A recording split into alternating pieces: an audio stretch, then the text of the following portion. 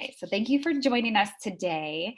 And we are curious, how have you reached out across the divide between the two of you during the COVID-19 crisis? So I'll go ahead and start that out. Thank you for having us on today. I'm very pleased to see that all branches of government in North Carolina are working together. The General Assembly, the governor's office, DHHS. The House actually created a COVID-19 task force to look into different ways that the state can respond to the crisis. And we've broken that up into subcommittees. And Representative Clemmons, my colleague, she actually co-chairs the education subcommittee. I'm State Representative Ashton Clemmons, and the nice thing about these workforce task forces that the House decided to set up is that the chairs are split between the majority and minority party here in North Carolina. So I'm a Democrat, which is in the minority here in North Carolina, but I am one of the three co-chairs of the committee. And as a lifelong educator who was a teacher and a principal and worked in central office, it has felt really good to be able to be part of the state level conversation about how to support our schools and to be valued for my voice and experience and connections to educators now. And so I would say my co-chairs are Representative John Fraley and Representative Craig Horn, and the three of us are spending many, many hours a day working together to figure out the best way to move our state forward. And it has really been a positive experience. Yeah, and I think it's important to point out, as Representative Clemmons alluded to, that the task force is completely bipartisan. I think we're taking a nonpartisan approach to the issue.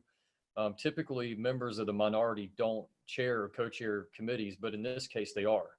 The task force has bipartisan chairs, and I know that I'm Republican.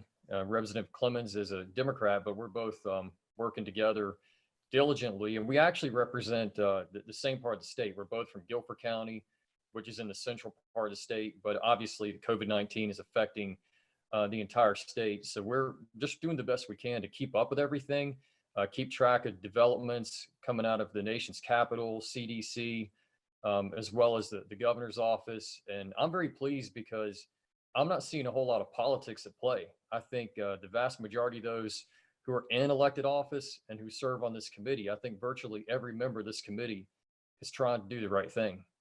Yeah, and I think in reality, when we're talking about parents that are worried about their kids not graduating high school, or teachers who are worried about kids they can't get in contact with because they don't have internet access, like those are problems that deserve to be solved and us to work together for the educators and families of our state. And it's an honor to do so. Yeah, and the COVID-19 task force, it has 4 different subcommittees, and that would be the economy, healthcare, education, and government operations.